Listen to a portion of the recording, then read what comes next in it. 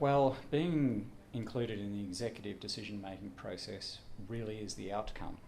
It's a journey an ICT leader needs to go through to actually get to that point. And to get there, they need to build trust, they need to deliver, and ultimately, if they do those sorts of things, they become part of a decision-making process. It's a common mistake for up-and-coming people in the ICT industry to actually want to become part of that process out of the straight away. And it really is that journey process and establishing your credibility in an organisation that achieves that outcome.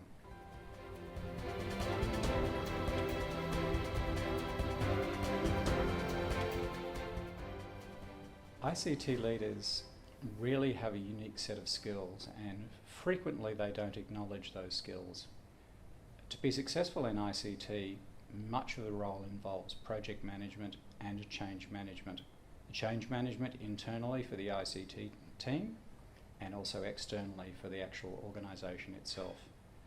Those skills actually hone and change a person such that they can provide them to the organisation as a whole at large as something that they do very frequently, whereas individuals in an organisation might experience large quantities of change relatively infrequently during their career.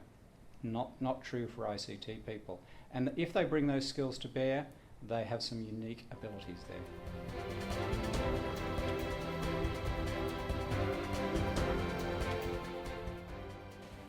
Again, a very common trap for ICT professionals, and unfortunately something that we're constantly under the magnifying glass for. I'm sure all of us are familiar with going to a doctor and a doctor expressing things in terms that they're not overly familiar with. I'd go a step further and say common language. An ICT professional needs to express what they're doing in terms of business language, and they need to engage with the individual they're talking to and understand the sort of language that that individual communicates with. And that may be various measures in terms of financial, in terms of risk, etc. So business language, definitely the answer.